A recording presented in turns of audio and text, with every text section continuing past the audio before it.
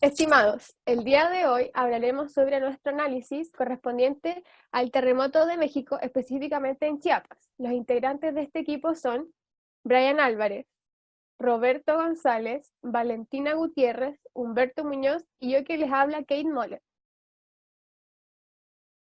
Ya, para contextualizar, un terremoto se produce por la ruptura de la corteza donde ésta supera su resistencia.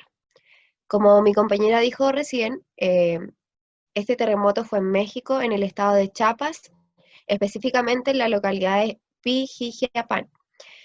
México se encuentra en el Anillo del Fuego, como varios otros países, donde ocurren varias catástrofes en un trayecto de poco tiempo. Ya, esto fue el 7 de septiembre del 2017 y el sismo fue de 8.2 de intensidad. Bueno, para seguir vamos a hablar de nuestros objetivos. Estos objetivos se dividieron en dos. Uno como objetivo general, que va a ser analizar el terremoto ocurrido en México en el año 2017 en Chiapas, y tres específicos, empezando por el primero, que sería la investigación cronológica y la fenomenología de este terremoto. El segundo objetivo sería explicar cómo se gestiona el riesgo de desastre en México y por último, analizar la gestión post-emergencia en México.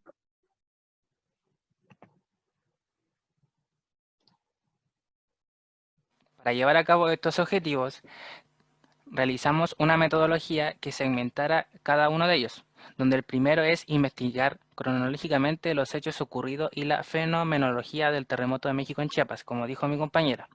Para esto realizamos todas las búsquedas mediante plataformas online, en motivo de la pandemia, donde nos basamos en plataformas de gobierno y en base de datos. Todo lo que eran registros históricos de México, ya sea de páginas oficiales o no, sacamos datos de ahí. Y basándonos en páginas científicas como ScienceDirect, Cielo y organizaciones de estudio como la OCDE, pudimos recabar dicha información para realizar este objetivo. Para las plataformas de gobierno nos basamos en el Servicio Sismológico Nacional de México, en la ONU y en la CONAPO. Ya, el segundo objetivo menciona explicar cómo se gestiona el riesgo de desastre en México. Esta parte, esta consiste en 4 etapas. La primera etapa es la preparación, donde se consideran las condiciones interiores y exteriores. Luego viene el control, donde ocurre el evento. Este sería el terremoto. Luego de eso viene la mitigación, donde se busca controlar las lesiones, los daños, y todo esto va ocurriendo en el proceso de la emergencia. Por último, se busca la recuperación de la localidad, donde se evalúan las pérdidas. Generalmente son monetarias y humanas. Para el objetivo 3, que es analizar la gestión realizada.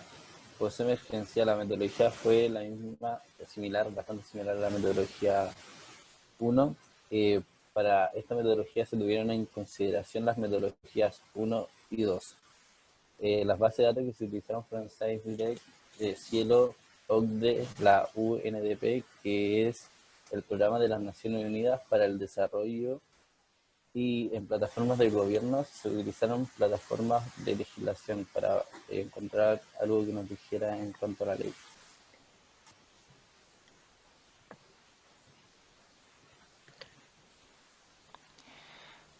Para los resultados tenemos la cronología sismográfica del primer objetivo, en donde nos basamos en el Servicio Sismológico Nacional.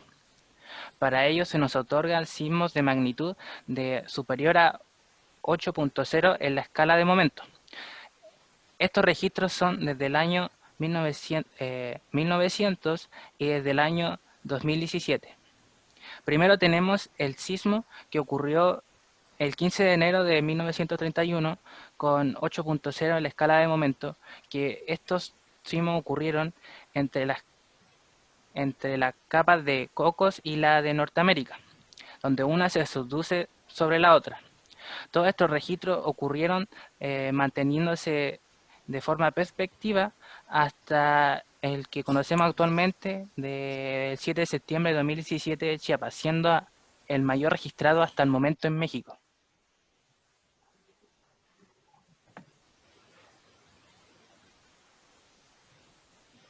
Bueno, para seguir con la fenomenología de este terremoto, conocemos que el terremoto de Chiapas ocurrió el año 2017.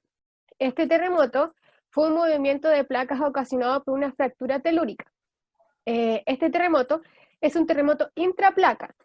Significa una interacción de tres placas tectónicas, ya sea la placa oceánica de Cocos, que se mueve en dirección de convergencia frontal con las placas norteamericanas y con la placa del Caribe. Además, este terremoto ocurrió el día jueves 7 de septiembre. Tuvo una magnitud de 8.2. El epicentro se ubicó en el Golfo de Tehuantepec, a 137 kilómetros al suroeste de Chiapas. Y el hipocentro se ubicó a 69.7 kilómetros de profundidad. Este terremoto tuvo una duración de 3 minutos y además tuvo más de 20.000 réplicas. De acuerdo con los datos preliminares, las entidades mencionadas relacionaron 60.398 viviendas, las cuales sufrieron un daño total, y 11.628 viviendas que tuvieron un daño parcial.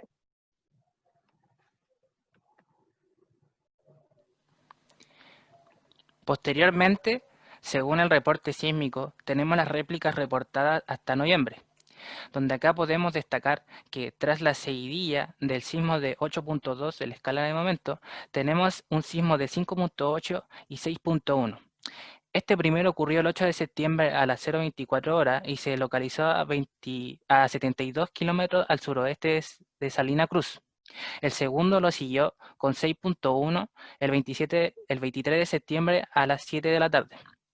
Esto ocurrió en Unión Hidalgo, en Osaka. Además, todos los sismos se pueden ver en esta imagen, donde son repartidos, pero son una escala inferior a 5, por los que no se consideraron en este estudio.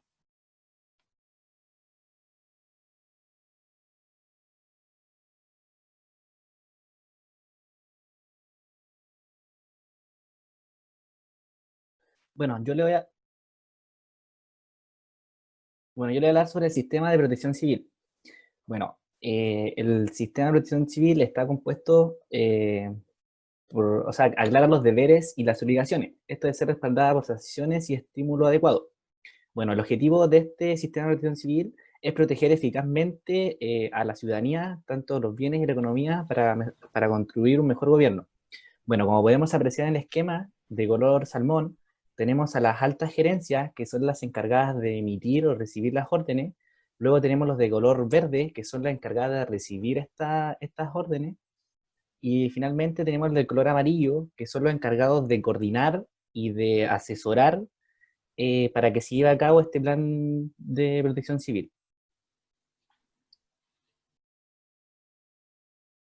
Bueno, acá tenemos el Sistema Nacional de Protección Civil en México, que se divide en dos, que es a nivel local y a nivel federal. El nivel federal es tanto como el Poder Ejecutivo o Legislativo.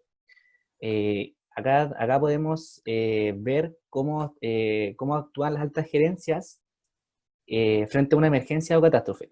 En primero tenemos el color plomo, que son las altas gerencias, como lo es la Universidad Nacional Autónoma de México de la UNAMI.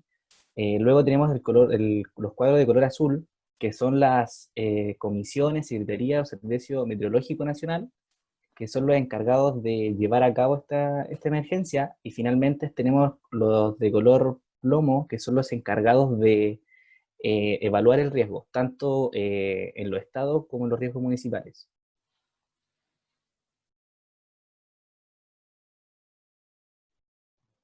Ya. Ahora vamos a conocer la gestión de riesgo de desastre en México.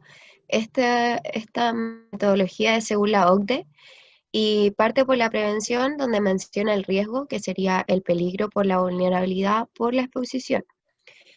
El peligro se considera como se considera como el terremoto en sí. En este caso, Nosotros como grupo escogimos el terremoto de 9,5, que ha sido el más grande ocurrido en el mundo, que fue en Chile en 1960. Luego la vulnerabilidad, que la OCDE se considera como, como el índice de marginalidad. Según eso, es la vulnerabilidad que va a tener la población ante esta amenaza. Y la exposición sería la cantidad de gente que se va a ver o se vio anteriormente, o se va a ver en este caso porque va a ser después, afectada por este terremoto. Luego menciona la mitigación, que ellos consideran las alertas tempranas, ya que ellos no solamente tienen terremotos, como se dijo antes, ellos están ubicados en el Anillo del Fuego, entonces tienen volcanes, ciclones, inundaciones, entre otras tragedias que también han ocurrido. Estas alertas tempranas son su medio para comunicar a la gente de que tienen que hacer lo siguiente, que sería la preparación y respuesta, que ellos lo hacen como simulacro. Entonces, cuando pasa esto, ese simulacro es el que se ve en sí aplicado por la sociedad. También mencionan la educación, la asistencia y movilización cuando hay una respuesta por parte de las autoridades. Y la recuperación y reconstrucción son disponer de albergues, y para ello es muy importante reactivar la economía, ya que en ese punto de reactivación de economía ellos pueden salir como a flote, por así decirlo, del terremoto o de la tragedia que ellos pasaron. Y también los nuevos códigos de construcción que más adelante se van a mencionar.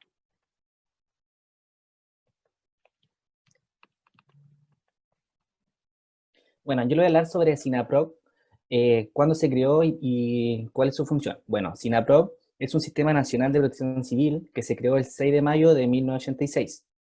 Bueno, SINAPROC es un sistema integral de partes funcionales que pueden obtener recursos. Además, SINAPROC en México ha logrado avances impresionantes al modificar su marco jurídico institucional en el área de protección civil. Bueno, SINAPROC se emitió en una era nueva de cambios positivos y dinámicos a nivel estatal y nivel nacional. SINAPROC, SINAPROC anteriormente causaron varios daños debido a no tener una buena respuesta frente a un plan de emergencia. Y una vez ya creado SINAPROC, mejoraron su respuesta frente a la emergencia o catástrofe ocurridas. Bueno, el plan de emergencia. El plan de emergencia realiza la gestión prospectiva, que lo que hace es prevenir el riesgo futuro. ¿A través de cómo? A través de identificar el riesgo, la previsión de dónde se deben observar y analizar los posibles riesgos, las amenazas y vulnerabilidades. Todo esto debe ser informado a la comunidad para poder enfrentarlo. Bueno, el plan de emergencia se desarrollan evaluaciones cualitativas. Estas evaluaciones se desarrollan para poder conocer el riesgo que se involucra la probabilidad de ocurrencia, la exposición de la comunidad y los bienes. Además, también desarrolla evaluaciones a la vulnerabilidad. Bueno, esto se asocia al estado de la población y además a su acceso para prevenir su capacidad de resiliencia. Bueno, con estos tres factores determinan un valor, y este valor es una pérdida monetaria en pesos mexicanos.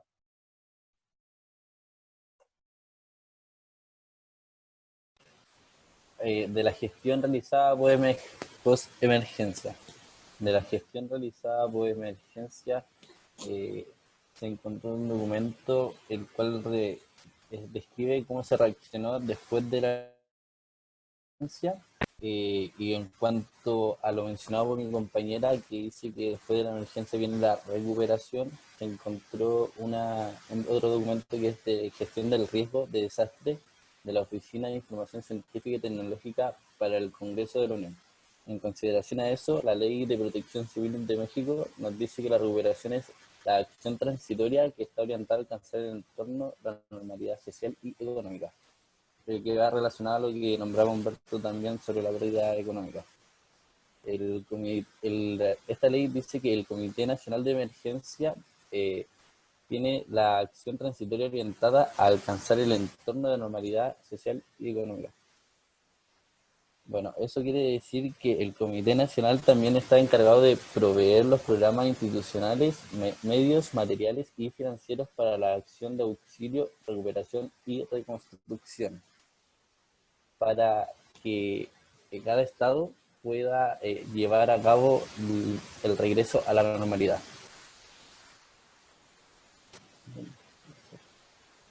Bueno, en cuanto a la recuperación y reconstrucción post-desastre, este es un documento rescatado del Programa de las Naciones Unidas para el Desarrollo, UNDP, que nos dice que se tiene que construir un plan de reconstrucción regional. Este programa también fue utilizado acá en Chile, de hecho en la región de Coquimbo.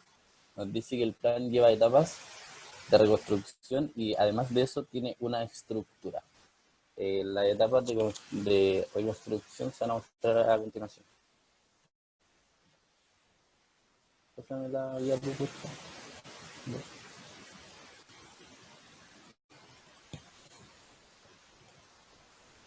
La estructura del plan de reconstrucción dice que primero se debe llevar a cabo un catastro, que es para ver qué tan dañado quedó la estructura en cuanto a educación, servicios básicos e infraestructura. Esta debe ser realizada por personal especializado en ella.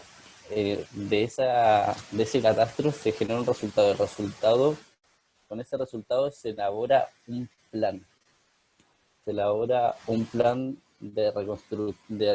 regional de reconstrucción. ¿Ya? Y ese plan es presentado en el caso de Chile ante al intendente. Es propuesto, se propone y el intendente ve si se aprueba. ¿Ya? En la etapa del plan de reconstrucción tenemos 3: emergencia, rehabilitación, reconstrucción. La rehabilitación es lo que es a corto plazo, después de la emergencia, para rehabilitar y volver servicios básicos, agua, luz, alojamiento, comida, víveres.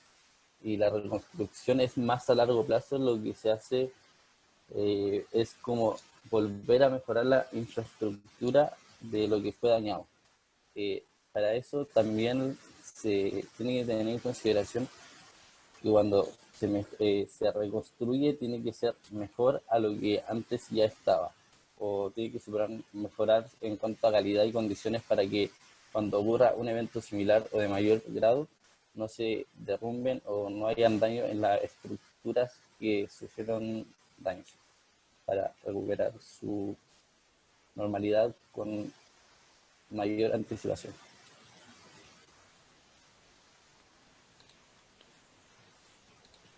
Bueno, a modo de discusión, sabemos que el Cinturón de Fuego comprende una gran cantidad de países americanos. Aquí destacamos a Chile y a México.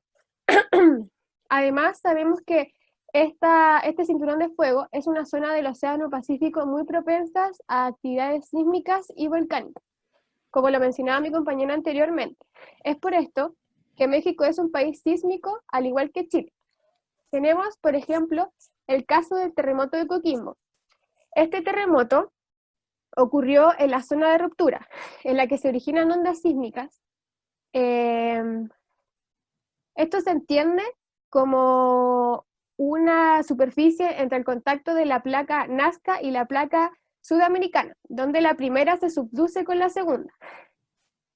Esto causa un evento con características interplaca, una fenomenología muy similar al evento ocurrido en México. En este se subduce la placa de Coco por debajo de la placa norteamericana. Este tipo de falla nos indica que es un sismo interplaca. ¿Cómo se operativiza este plan de respuesta? Nosotros encontramos un estudio de según Rivero y Rodríguez del 2017. Ellos proponen proponen una hipótesis en donde dicen que, según su estudio, el plan de emergencia no tuvo los recursos necesarios para poder reconstruir post-evento. ¿Qué quiere decir? Que si bien tenían planes destinados previamente y durante la post-emergencia, no se prepararon para poder salir a flote como país, no consideraron los recursos. Esta es la persona, el estamento que tiene la responsabilidad de hacer esto es netamente el SINAPROC. ¿Por qué? Ellos deben tener un sistema para manejar todo esto y no se debe quedar ni siquiera la parte del proceso que viene a ser la reconstrucción. Para luego esto se debe realizar una evaluación ya sea cuantitativa o cualitativa.